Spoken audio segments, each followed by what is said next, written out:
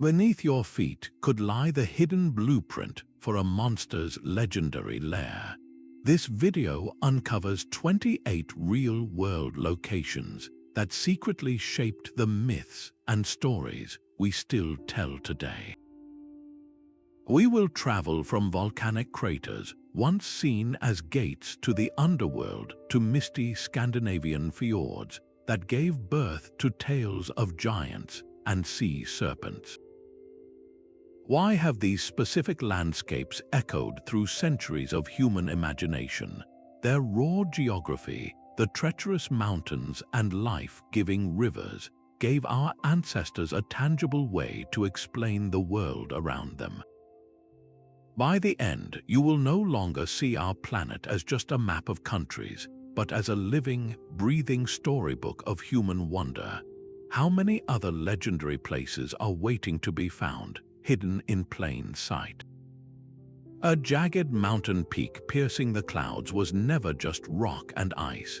For the people who lived in its shadow, it was a colossal pillar holding up the sky, the home of a powerful deity whose moods dictated the weather. This is the fundamental truth of mythic geography. Our oldest stories did not spring from nowhere. They were born from a direct, visceral conversation between humans and the land. Every terrifying storm, every fertile valley, and every unexplained echo in a deep cave demanded an explanation. The very ground beneath their feet and the sky above their heads became a canvas for meaning. In regions shaken by violent earthquakes, cultures spoke of giants trapped underground, struggling to break free, or of a wrathful god stamping their foot in anger. Meanwhile, civilizations born under a relentless desert sun wove tales of a fierce sun god who demanded respect, and of miraculous oases that were gifts from benevolent spirits.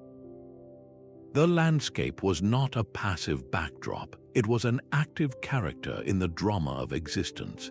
These were the first living maps where geography and belief were one and the same.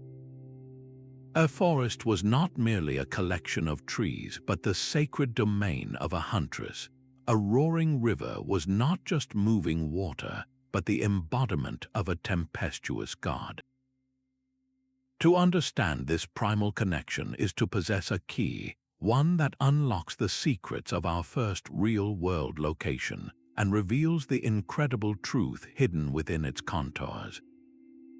That palpable sense of dread, of the ground itself being a thin crust over an infernal realm, finds its perfect echo in the frozen north. Our second map leads us to the deep, shadowy fjords of Norway.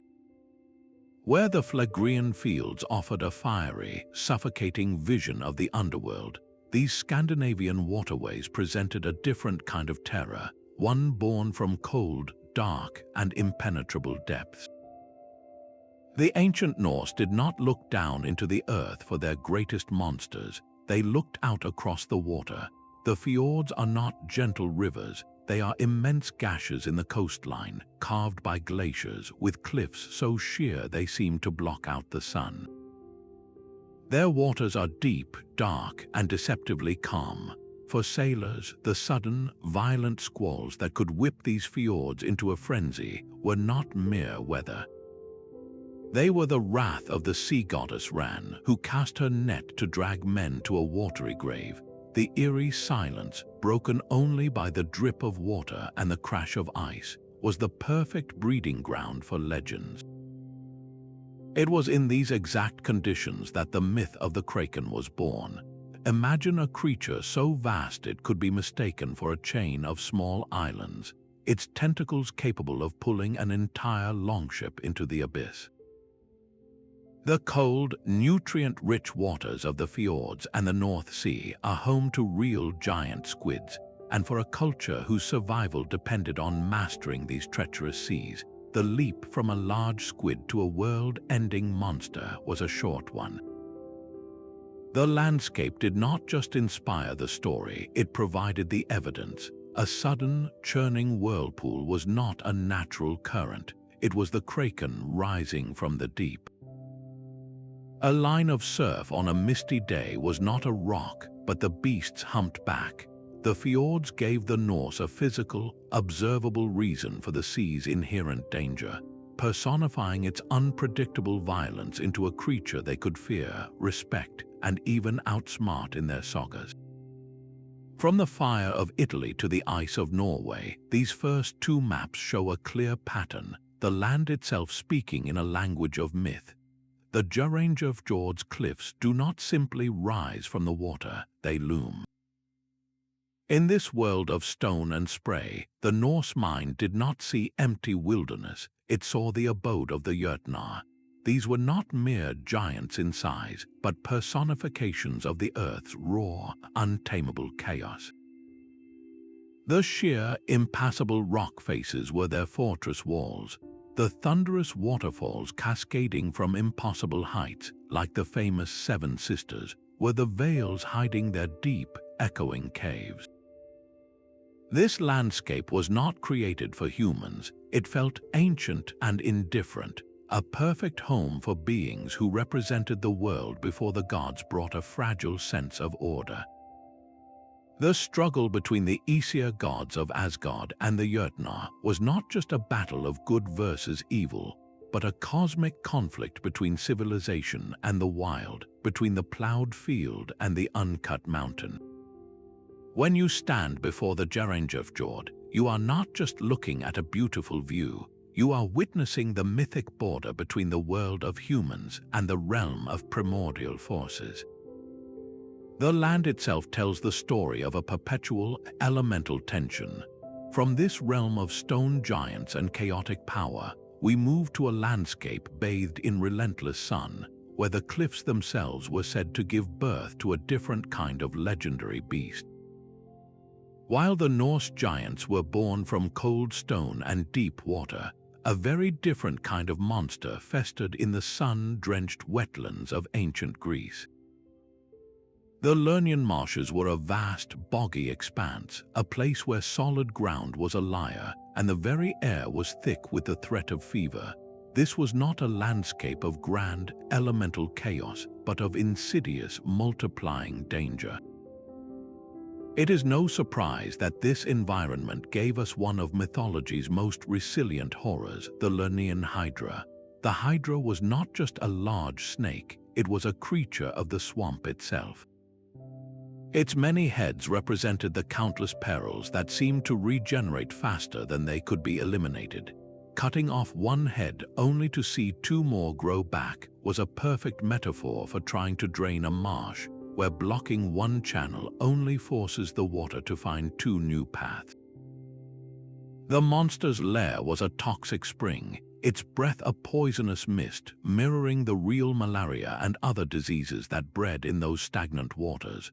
For the hero Heracles, the challenge was not just the beast, but the ground beneath his feet, a treacherous, sucking mud that hindered his every move. The Hydra was the land's own immune system, a physical manifestation of the region's refusal to be tamed. Its defeat required more than brute strength. It demanded a strategic searing of the landscape itself, a cauterization of the very wounds he inflicted. This concept of a landscape so powerful it creates its own guardian leads us to a mountain that was not merely a home for gods, but was believed to be the central pillar of all creation. Towering over the Tibetan plateau, Mount Kailash is a monument of such geometric perfection it seems intentionally carved. Its four sheer faces, aligned almost exactly with the cardinal directions, rise to a singular, snow-capped peak. This is not a mountain to be conquered by human feet, but a cosmic engine to be honored by human spirit. For billions across Hinduism, Buddhism, Jainism, and the ancient Bon faith, Kailash is not merely a holy site, it is the very center of existence. It is identified as Mount Meru, the legendary Axis Mundi, the unmoving pivot around which all of creation spins. This is the ultimate living map, a terrestrial landmark that charts the entire cosmos. The mountain is understood to be the central pillar connecting three realms, its peak piercing the heavens, its roots anchoring the underworld, and its base our mortal world. This is why pilgrims do not climb it, but instead perform the Kora, a ritual circumambulation on foot. To walk around the mountain is not just an act of devotion, it is a symbolic journey through the cycles of life and death, a way of tracing the outer edges of the universe itself with your own body. The very landscape reinforces this belief. From the glaciers of Kailash flow the sources of four major rivers, the Indus, the Sutlej, the Brahmaputra, and the Karnali, fanning out to the four corners of the known world. This mirrors the description of a mythical paradise, where a single sacred source divides into four life-giving rivers, nourishing all of creation. So here, the physical geography and the spiritual map are one and the same. The mountain is the center, the rivers are the directions, and the pilgrim's path is the cosmos. This profound idea of a landscape as a cosmic diagram finds a stunning parallel across the globe, where an entire city was built to mirror the heavens on earth. The stone pyramids of Tikal rise from the jungle like man-made mountains, their steps a deliberate staircase to the sky. For the Maya, these structures were far more than royal tombs or temples. They were the very bones of the universe made visible. They were the Wakachan, the world tree, a cosmic axis connecting all layers of reality. The great ceiba tree, with its towering height and sprawling roots, provided the living blueprint for this belief. Its roots plunged deep into the watery, terrifying underworld of Xibalba. Its solid trunk stood firm in the middle world of humans and animals, and its high, spreading branches cradled the celestial realms of the gods. When the Maya built Tikal, they were not simply constructing a city, they were weaving this cosmic tree into the landscape. The central plazas were the human world, the vast reservoirs were the underworld's edge, and the soaring pyramids were the branches reaching for the stars. To stand in the Grand Plaza and look up at Temple Roman 4, the tallest of these structures, was to stand at the very center of creation, to physically feel your place within a living, breathing cosmos.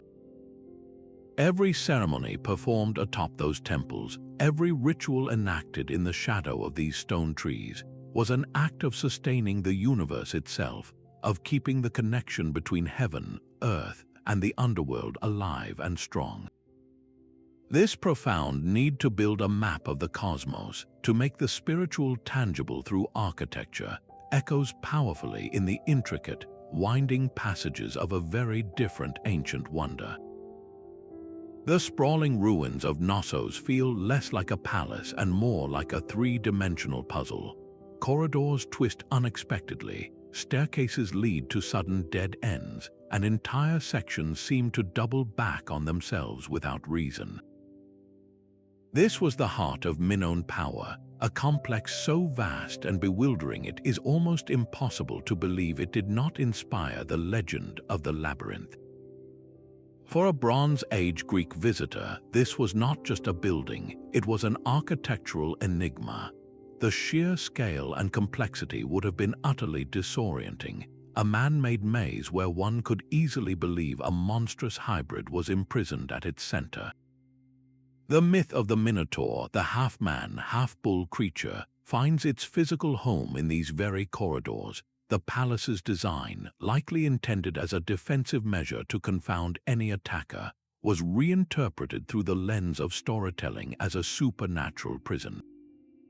The real labyrinth was not a singular, winding path on a flat sheet, but a multi-leveled, living structure where the very walls seemed to shift.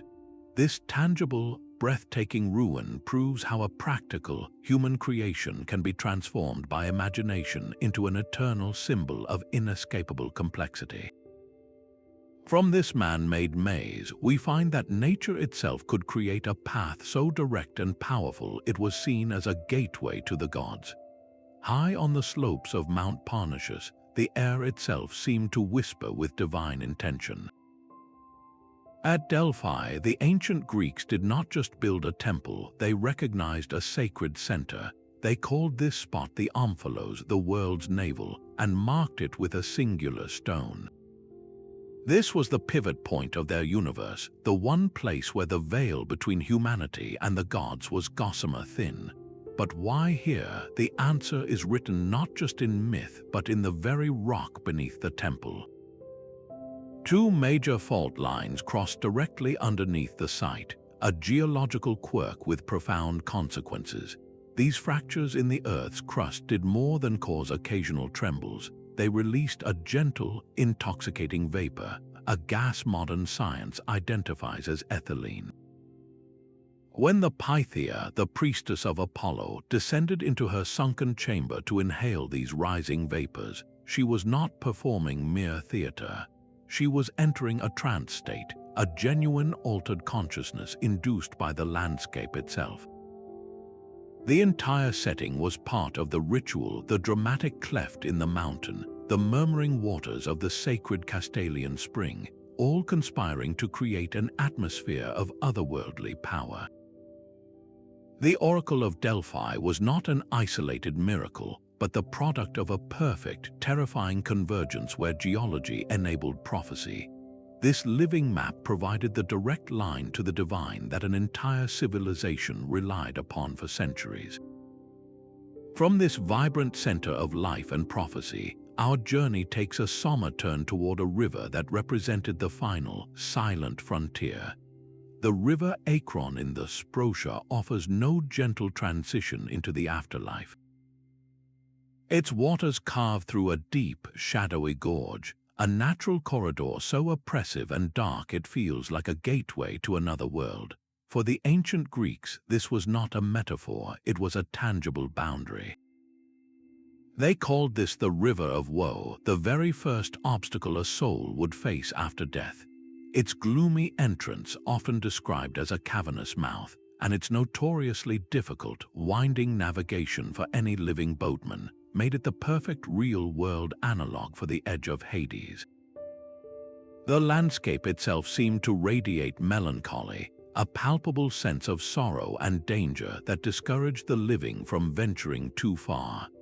This belief was so powerful it attracted the construction of a necromantean nearby, an oracle of the dead where seekers would undergo elaborate rituals to commune with the shades of the departed. They did not have to imagine the journey to the underworld. They could stand on the banks of the Akron and feel its chilling presence, believing that the spectral ferryman Charon plied these very waters. This river provided a physical location for the most profound spiritual journey, grounding the terrifying unknown of death in the solid, unyielding reality of a treacherous Greek landscape. Just as a river could mark the boundary between life and death in the west, another great river to the east would come to define the very essence of life and identity for an entire civilization. The Yellow River carves its path through China not as a passive ribbon of water, but as a breathing, unpredictable dragon. Its yellow-brown color comes from the immense loads of fertile loess silt it carries, a gift that settled across the North China Plain and gave birth to the Han Chinese civilization. For millennia, this soil allowed agriculture to thrive on an unimaginable scale, earning the river its revered title, Mother River. It was the source of all life, the foundation of an empire. But this same life-giving force possessed a terrifying, dual nature. The very silt that created the fertile plain would also clog the river's channel, causing its bed to rise higher and higher until the waters burst through their confines in a cataclysmic flood. These events were not mere disasters, they were the dragon thrashing in its coils, wiping out entire villages and rewriting the landscape overnight. This fundamental duality, the giver of life and the bringer of death, is etched into the very heart of Chinese mythology. The central theme is not just reverence but the urgent, heroic struggle to control the uncontrollable. This is where the legend of Yu the Great emerges, a sage king who did not fight the river with force but with understanding. He spent 13 years dredging channels, directing the floodwaters with a wisdom that respected the dragon's power instead of challenging it. His success was the ultimate cultural victory, establishing the mandate for rulers to maintain the delicate balance between humanity and the volatile forces of nature. The river's behavior shaped a worldview centered on harmony, where the divine was not a distant figure but a palpable, temperamental force in the landscape that demanded constant, skillful appeasement. From the roaring, tempestuous waters of the Huanghe, we journey to a place of profound and stony silence, where an entire forest was turned to stone, preserving a moment of catastrophic beauty. The stone forest of Shilin stands as a silent army frozen in time. These towering limestone pillars, some reaching over 30 meters high, are not just geological curiosities to the local Sani people, they are a storybook written in stone. Wandering the labyrinthine pathways between these petrified giants, you feel their strange, almost human presence. Some pillars resemble figures huddled in conversation, others look like beasts caught mid-stride. This natural architecture demanded a mythic explanation, and the Sani provided two poignant tales. One speaks of a heroic brother who grew an enchanted forest overnight to imprison a destructive demon, a forest that then turned to stone to hold the evil forever. Another, a heartbreaking romance, tells of a beautiful maiden named Ashima, who was forbidden to marry her true love. Rather than surrender, she was transformed into one of these elegant stone pillars, her loyal followers petrified alongside her as her eternal stone army. The landscape itself blurs the line between the mineral and the mortal, where every strange formation is not a random act of erosion, but a character in an ancient, ongoing drama. This profound merging of earth and story, of a physical place embodying a spiritual truth, finds its ultimate expression under a canopy of infinite darkness. The endless, sun-scorched dunes of the Sahara presented the ancient Egyptians with a daily, terrifying vision of non-existence. This was not merely a desert, it was the physical incarnation of Isfet, the cosmic principle of chaos, disorder, and pure undoing. It stood in absolute opposition to the lush, predictable, life-giving ribbon of the Nile, which was the very expression of Mat, or divine order. The Sahara was their living map of the primordial ocean of Nun, the dark, formless waters that existed before creation. Just as the creator god Autumn first emerged from the stillness of Nun to bring forth the world, the fertile black soil of the Nile emerged each year from the receding floodwaters, a perpetual reenactment of that first moment of order wrested from chaos. The desert was therefore the realm of Set, the god of storms, violence, and the foreign, a place where the rules of Mat did not apply. Its harsh, lifeless expanse, shimmering with mirages and scoured by sandstorms, defined the Egyptian universe by showing them exactly what lay beyond the safety of their controlled world. It was the ever-present other, a tangible reminder that civilization was a fragile, beautiful island in an ocean of nothingness. This stark duality between the chaos of the desert and the order of the river finds its mirror in a contrasting legend, an island that was said to be the very picture of perfect, harmonious balance. The sheer white cliffs of Santorini curve around a deep blue bay in a perfect, startling embrace. This is not a typical coastline, it is the caldera of a volcano that utterly destroyed itself. Around the year 1600 BCE, the island then known as Thera detonated with a force unmatched in human history. The eruption was so colossal it vaporized the center of the island, causing it to collapse into the empty magma chamber below and letting the sea rush in. The geological scar it left is a near-perfect match for Plato's description of Atlantis, a circular city with concentric rings of land and water. The Minoan civilization on Crete, just to the south, was devastated by the resulting tsunamis and ashfall.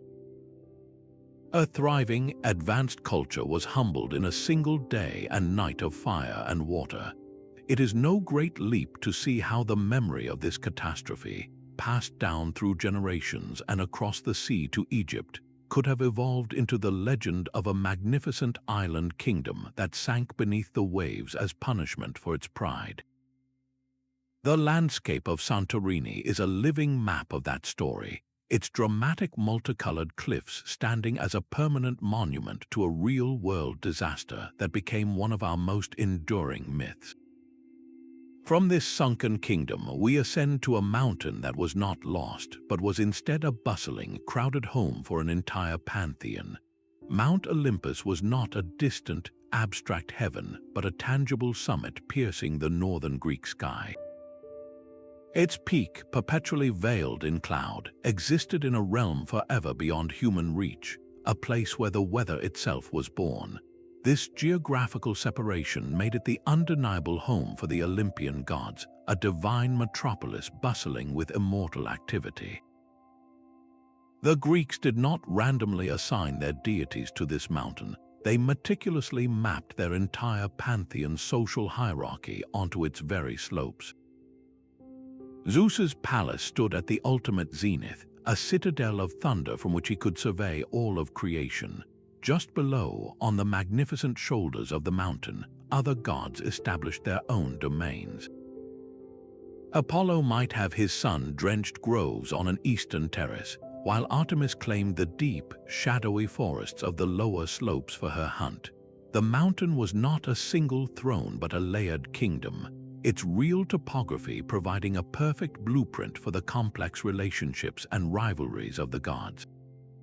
It was a living map of divine society where every cliff, spring, and high meadow had an immortal landlord. From this crowded, celestial capital, we descend into a profound silence, to a lake whose dark waters held not a pantheon but a single, powerful truth. The deep blue expanse of Lake Titicaca sits at an altitude that steals the breath, a vast inland sea cradled by the peaks of the Andes. For the Inca, this was not just a body of water, it was the very wellspring of existence. Their entire empire, a civilization that stretched for thousands of miles, traced its lineage directly back to these sacred shores. The creator god Viracocha was said to have commanded the sun, moon, and stars to rise from the depths of the lake, bringing the first dawn to a dark world. But the myth goes even further, anchoring the birth of the Inca people themselves in tangible geography. From the waters emerged the first sovereigns, Manco Capac and Mama Oclo, sent by Viracocha with a divine mandate. They carried a golden staff and were instructed to travel until the staff sank completely into the earth, a sign that they had found the fertile, rightful heart of their future empire. This journey led them to the Valley of Cusco, but their point of origin was forever fixed at Lake Titicaca. The lake's immense scale and its stark, high-altitude beauty, where the sky seems to merge with the water, made it a profoundly believable cradle for gods. This was their living map of identity, a geographical proof of their divine right to rule. The islands in the lake, like Isla del Sol and Isla de la Luna, became open-air temples, each rock and spring a physical marker in the story of creation. To stand on these shores was to stand at the beginning of time, a powerful concept that a fiery lake in distant Oregon would come to embody in a completely different, yet equally potent way. The dark, volcanic waters of Lake Akon hide a peculiar secret on its silty floor. Scattered across the lakebed and throughout the surrounding marshes are countless perfect hollows, natural bowls carved into the earth. For the people of Hokkaido, these were not random geological features, they were the sitting places of the Kappa. This water-dwelling yokai, a creature both mischievous and dangerous, found its physical form directly from this landscape. The Kappa's most defining trait is the saucer-like depression on the top of its head. which must remain filled with water for the creature to survive on land. This was not a random invention, it was a direct, brilliant personification of those very hollows found in the wetlands. The kappa was the spirit of the marsh itself, its anatomy a living map of its home. Its scaly skin mirrored the wet, slippery rocks, its webbed hands and feet were perfect for navigating the reedy shores, and its strange, beak-like mouth mimicked the forms of turtles and other aquatic life. The creature's dual nature, a being that could offer knowledge of medicine to humans but could also drag the unwary to a watery death, reflected the lake's own dual character, a source of life and a place of hidden danger. Every ripple on the water's surface, every strange sound from the reeds, could be attributed to the kappa's presence, turning the entire ecosystem into a stage for its legendary antics. This is how a specific, observable feature of the land gives birth to a uniquely detailed mythical being. From a landscape that birthed a playful, localized spirit, we journey to a canyon whose sheer scale was the backdrop for a conflict of truly epic proportions. The staggering depth of the Grand Canyon carves more than just rock, it carves a sacred timeline into the earth itself. For the Hopi people, this is not a tourist destination, but the very birthplace of their civilization. They see in those layered bands of red and tan stone a chronicle of their journey through successive worlds, each one a chapter in a profound spiritual history. At the heart of this belief is a specific, small opening in the canyon wall, a cave known as the Sipapu. This is their place of emergence, the portal through which their ancestors climbed from the dark, chaotic third world into the sunlit fourth world we inhabit today. The canyon's immense scale made this story tangible. The arduous climb upward from the river through countless strata of ancient rock perfectly mirrored the mythic struggle of emergence and migration. Each layer of sandstone and limestone was another step in that sacred ascent, a physical map of a metaphysical journey. The landscape itself taught the concept of worlds within worlds, of life cycles unfolding in deep, protected spaces before reaching the open sky. This profound connection between a chasm in the earth and the origin of a people finds a chilling parallel in a cave that was feared as an entrance not to a new world, but to a world of the dead. Deep beneath the sun-baked earth of Sempola, darkness offered a different kind of map. The Aztecs saw in these vast, winding cave systems not empty space, but a perfect mirror of Mictlan, the underworld. This was not a place of fiery punishment, but a cold, silent realm where most souls journeyed after death. The spiritual voyage was a grueling, 9-level ordeal, and the caves provided a physical blueprint for every step. A soul would need to navigate a river of blood, climb a mountain of razors, and face piercing winds. In the caves, a subterranean stream became that first treacherous river. A narrow, sharp-edged passage became the mountain of obsidian blades.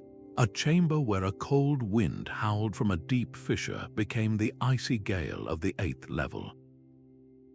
The landscape did more than just inspire the story, it allowed for a form of ritual reenactment. A priest or a seeker could, in a symbolic sense, walk the path of the dead, confronting the geography of their own fears and beliefs. This made the terrifying abstraction of the afterlife something tangible, a journey that could be mapped, understood, and even, in a small way, conquered through physical experience. From this profound darkness, we emerge into a place of dazzling light, where the water itself seems to hold the ghost of a golden city. Beneath the waves off Yonaguni, the seafloor does not look natural. Massive, flat terraces drop in perfect steps. Sharp, 90-degree angles cut into monolithic sandstone blocks. It is a sunken landscape that feels unnaturally geometric, a phantom architecture shrouded in deep blue. Whether carved by ancient human hands or by the bizarre, persistent sculpting of ocean currents, the effect is undeniable. This is a place that should not be, a city-sized ruin where only fish should swim. For proponents of the lost continent of Mu, a Pacific counterpart to Atlantis, these formations are not just rocks, they are the drowned pillars of a forgotten world. The very act of diving down to see them is a journey into the myth itself. You are not just observing a geological oddity, you are visiting a ghost kingdom, touching a living map of a global cataclysm. The cold, clear water, the silent schools of fish gliding through what look like ancient archways, the sheer scale of the submerged monument, all conspire to make the legend feel hauntingly possible. It provides that crucial physical anchor, a real location onto which we can project the story of a sophisticated civilization swallowed by the rising seas. This deep water mystery, however, is not the only one to capture the imagination with a sunken city narrative. It finds a freshwater echo in the mists of England, where a lake guards its own secret, not of a lost people, but of a single lost king. The dark waters of Loch Ness hold more than just cold and depth, they hold a perfect recipe for a monster.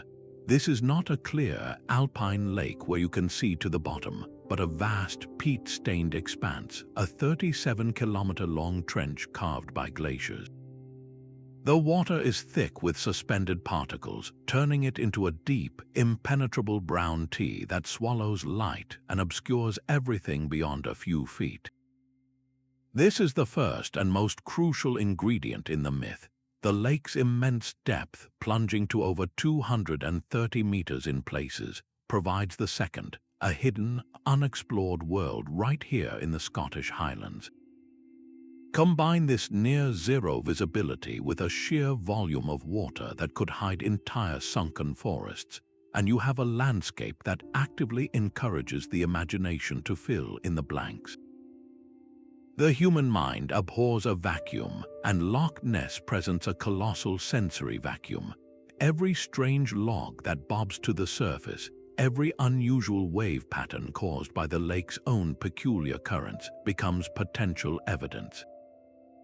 The gloomy, often mist-shrouded atmosphere, the way the surrounding hills seem to brood over the water, completes the picture, creating a living map for the ultimate reclusive neighbor, Nessie. This environmental cocktail has sustained the legend for centuries, proving that a myth does not need to be true to feel true. It simply needs a landscape believable enough to serve as its home. From this solitary creature of the deep, we ascend to a mountain in Japan that is home not to one being, but to a countless multitude of spirits. Mount Fuji's majestic symmetry feels less like a random mountain and more like a deliberate act of creation. Its dormant volcanic cone rises with such geometric perfection that it seems to bridge the earthly and the divine effortlessly. For the Japanese, this is not just a scenic landmark, it is the sacred abode of kami, the countless spirits that inhabit the natural world. The mountain itself is a living, breathing deity. Its snow-capped peak is a pure white crown. Its occasional tremors and steam vents are the mountain's own breath, and the forests clothing its slopes are its sacred robes. This is the core of Shinto belief made visible, a faith where divinity is not separate from nature, but is nature itself. Every element, from the smallest rock to the grandest waterfall, possesses its own spirit. Mount Fuji is the ultimate expression of this, a single, colossal being that you can approach, respect, and even climb. The pilgrimage to the summit is not a conquest, it is a profound spiritual dialogue. Pilgrims do not simply hike a trail, they traverse the body of a god. Each of the 10 stations on the ascent marks a stage in this sacred journey, a step further into a realm where the air thins and the spirit feels closer to the source of all things. The shrines dotting the path are not just rest stops but places of offering and purification, acknowledging the mountain's power at every elevation. To stand on the summit at dawn, watching the sun rise over the curve of the earth, is to participate in a ritual as old as the culture itself, a moment where a human being stands in the very heart of their world's spiritual map. This deep connection between a people and a singular peak resonates powerfully on the other side of the world, where a mountain does not just house spirits, but embodies the soul of a nation. Mount Taranaki's isolation on the west coast of New Zealand is a monument to heartbreak. To the Maori, this near-perfect volcanic cone is not a dormant giant, but a living being, forever frozen in a moment of tragic loss. The myth is a dramatic love triangle written directly onto the land. Taranaki and the volcano Tongariro both loved the graceful mountain Pihanga. Their rivalry erupted into a fierce battle, and when Taranaki was defeated, he was forced to leave. His desperate flight to the west carved a deep, weeping scar across the land, the path we now know as the Wanganui River. He came to rest where he now stands, forever gazing back toward the central plateau where Pihanga remains with Tongariro. This story is a complete geographical and emotional map of the region. The mountain's solitary position is not random, it is the consequence of a legendary conflict. The river is not merely a waterway, but the literal trail of tears from his retreat. The entire landscape is imbued with a profound sense of yearning, a feeling of frozen grief that you can almost touch in the misty air. It is a place where the very earth seems to remember its own sorrowful history. This powerful narrative of a paradise lost finds its ultimate expression in a different kind of hidden sanctuary, a valley so lush and protected it was believed to be a gift from the gods themselves. Tucked away in the Karakoram, the Hunza Valley is a world removed from time. Sheer, ice-capped peaks guard this high-altitude sanctuary, where terraced fields of apricot trees cling to the mountainsides like emerald staircases. This was not a landscape that merely looked beautiful, it felt fundamentally separate, a secret garden preserved behind a wall of rock and ice. When James Hilton conceived of Shangri-La in his novel Lost Horizon, he was giving a name to a very human yearning, and the Hunza Valley provided the perfect physical form for that dream. Its extreme isolation meant that for centuries, it was a place the modern world simply could not reach. Reports of its inhabitants' extraordinary health and longevity added a powerful layer to the legend, suggesting that the very air and water of this place held life-extending properties. The valley was not just a scenic spot, it was a living argument for a simpler, more harmonious way of life. The landscape itself became the blueprint for a utopian society, a place where human virtue was nurtured by an unspoiled environment. It proved that we do not have to invent paradise from nothing. We are constantly finding its reflection in the most remote corners of our planet. This hidden, protected paradise presents a stark contrast to our next location, a vast and open plain where the landscape was not a sanctuary, but a stage for the greatest epic ever told. The vast, open plain of Kurukshetra stretches to the horizon under an immense sky. This is not merely a field in northern India, it is the stage for a cosmic war that defined the very concept of duty. The epic Mahabharata describes a cataclysmic 18-day battle here, a clash between two branches of a royal family that escalated into a struggle for the soul of the universe. But the landscape itself is the proof. Pilgrims do not come to see a monument, they come to walk the same soil where armies of legend once stood. They visit specific water tanks believed to have quenched the thirst of warriors, and they stand on the spot where, as the armies faced each other at dawn, the Prince Arjuna laid down his arms in despair. It was on this real, tangible ground that his charioteer, the god Krishna, is said to have delivered the timeless philosophical discourse of the Bhagavad Gita. The sheer, unadorned flatness of Kurukshetra gives the story a breathtaking scale and immediacy.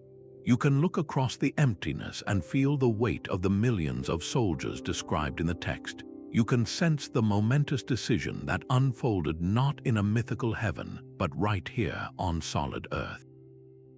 This field transforms a spiritual allegory into a historical event, a living map where every step retraces a lesson in Dharma or sacred duty.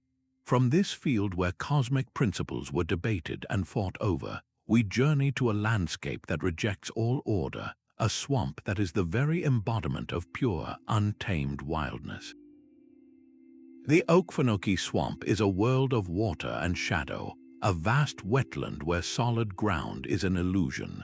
For the Muskogean peoples, this was not an empty space on the map but a living entity, the trembling earth, a place so saturated with life and spirit that it felt unstable underfoot. Its labyrinthine waterways, choked with cypress knees and floating peat islands, created a natural fortress. This impenetrable quality made it a perfect home for mythic creatures like the tie snake, a powerful horned serpent of the waters, and later, in American folklore, a refuge for outlaws and those living outside the bounds of society. The swamp became the American archetype of the untamed, a landscape that actively resisted the plow and the map, preserving its ancient mysteries just beyond the reach of an expanding nation. It was our own version of the dark, mythological forests of Europe, a place where the wild things were not just hiding but reigning.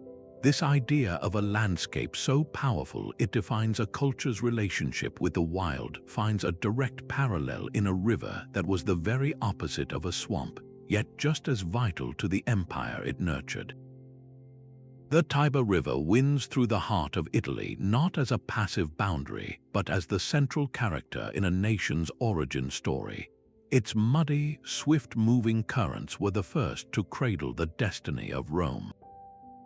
According to the legend, when the twin infants Romulus and Remus were condemned to die, they were not left in a distant forest but were cast directly into the waters of the Tiber. The river itself, in a moment of divine intervention, refused the sacrifice. Its receding floodwaters gently deposited the basket containing the babies at the foot of the Palatine Hill, where the she-wolf would find them. This was not a random act of nature, it was the river's conscious choice, a geographical endorsement of the city that would one day bear the name of one twin. The Tiber's very course, looping around the 7 hills, physically outlined the sacred space where the city would be founded, its bends forming a natural defensive moat.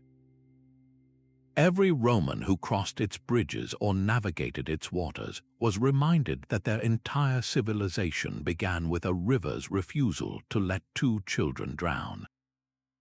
This is the ultimate power of a living map, where a simple landscape feature becomes a sacred participant in history, its geography forever intertwined with a people's sense of self. From the fertile river that nurtured an empire's birth, we journey to a starkly different landscape, a vast and empty desert that forged the spirit of a single transformative prophet. The stark, sun-bleached slopes of Jabal al-Nur, the Mountain of Light, rise in stark isolation outside Mecca. This is not a place of gentle reflection, but of absolute confrontation with the divine.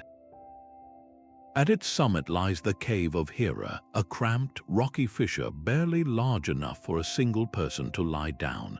Its profound emptiness is the key to its power.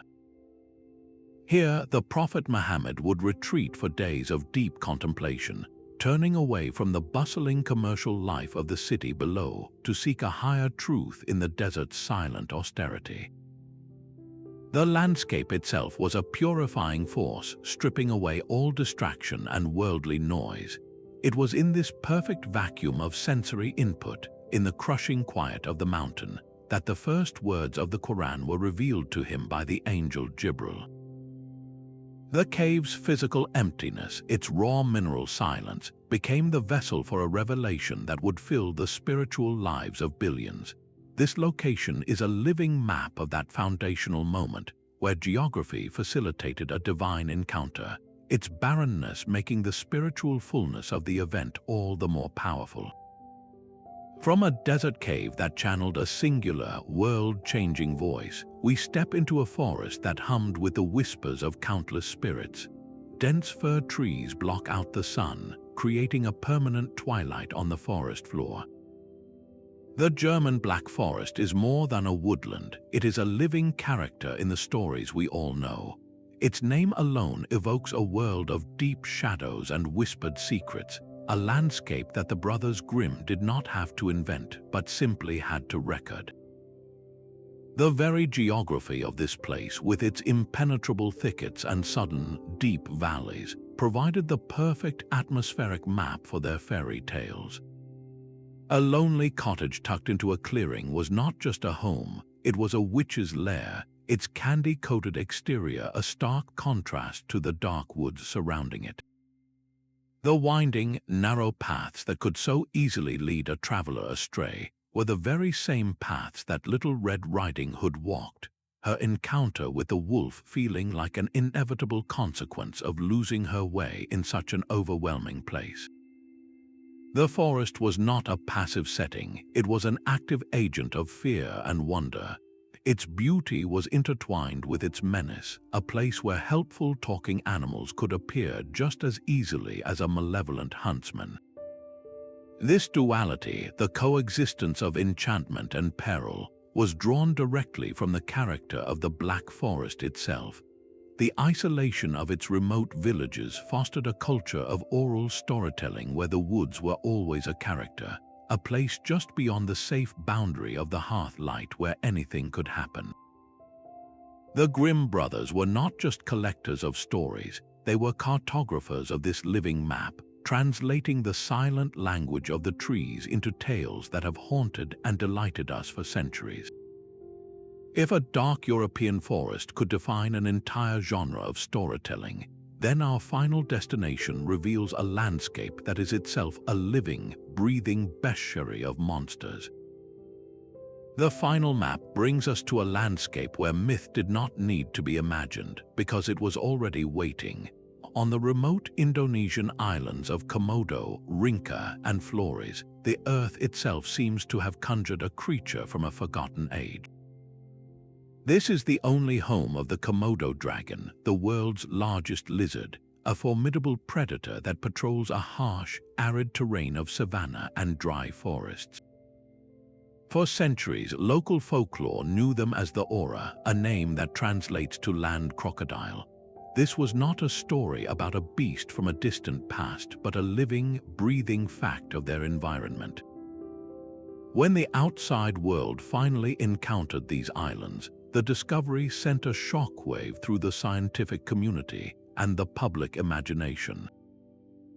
Here was a real, living dragon, a creature of immense power and prehistoric appearance, confirming that the monsters of our legends could have a basis in a tangible, terrifying reality. The entire ecosystem of these islands is a living map of this truth. The dragons are not just inhabitants of this landscape, they are its undisputed rulers. Their dominance, the way they shape the behavior of every other animal, and their sheer, awe-inspiring physicality make the islands feel like a preserve for something mythic. This final location offers a profound conclusion to our journey. It demonstrates that the human imagination is not always creating from nothing. Sometimes it is a form of deep, intuitive recognition. Our ancestors told tales of dragons not purely from fantasy, but perhaps from a fractured, inherited memory of a world where such giants truly walked. The Komodo Islands stand as a powerful reminder that our planet still holds pockets of the impossible, landscapes so potent they can still birth living legends. Across these 28 maps, from volcanic craters to sacred mountains and sunken ruins, a single, unifying thread emerges. The human mind has an irrepressible need to weave story into stone, water, and sky. These living maps are not just curiosities, they are the very language of our wonder, the proof that we have always sought to find ourselves not just on the land, but within its deepest, most enduring mysteries. These 28 landscapes form a collective atlas of the human soul. They chart a universal impulse that transcends any single culture or era, the profound need to project our inner world of stories, fears, and cosmic questions onto the physical reality around us. A mountain peak is never just a mountain, it becomes the throne of a sky god. A winding river is not merely water, it is the definitive boundary between life and death. A dark cave entrance is not an empty hole, it is a portal to an unseen realm. This process did not happen in isolation. Long before we drew the political borders that divide nations, humanity was collaboratively sketching a far more ancient and meaningful chart, a shared global network of mythic geography. These living maps are the foundational bedrock of human culture itself. They are the original libraries written not in words, but in the very contours of the earth, preserving our first attempts to understand birth, death, creation, and chaos. They prove that our imagination is not separate from the land we walk upon, but is deeply rooted in its soil, shaped by its climate, and inspired by its terrifying beauty. This ancient dialogue between humanity and its home speaks to a fundamental truth that we are meaning-making creatures, hardwired to find purpose and pattern in the wilderness. But why does this primal connection, forged in a pre-scientific age, still hold such power for us today?